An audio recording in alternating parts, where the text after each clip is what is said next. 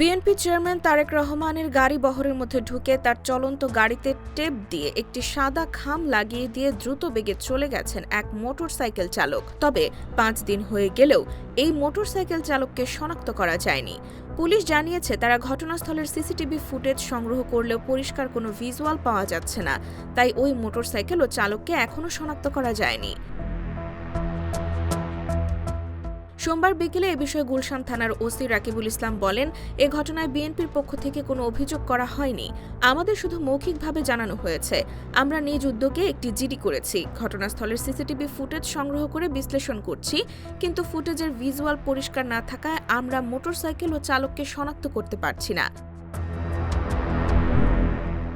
ওই সাদা খামে কি ছিল জানতে চাইলে তিনি বলেন, খাম আমাদের হাতে দেওয়া হয়নি এবং আমরাও দেখিনি।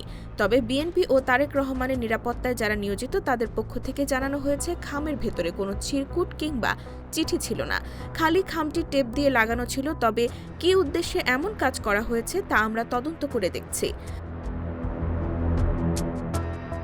এর আগে গত বুধবার দুপুর 12:15টায় তারেক রহমান যখন তার কার্যালয় থেকে গাড়িতে করে বাসায় ফিরছিলেন, সে সময় গাড়ি বহরের মধ্যে ঢুকে তার চলন্ত গাড়িতে টেপ দিয়ে একটি সাদা খাম লাগিয়ে দিয়ে দ্রুত বেগে চলে যান এক মোটরসাইকেল চালক।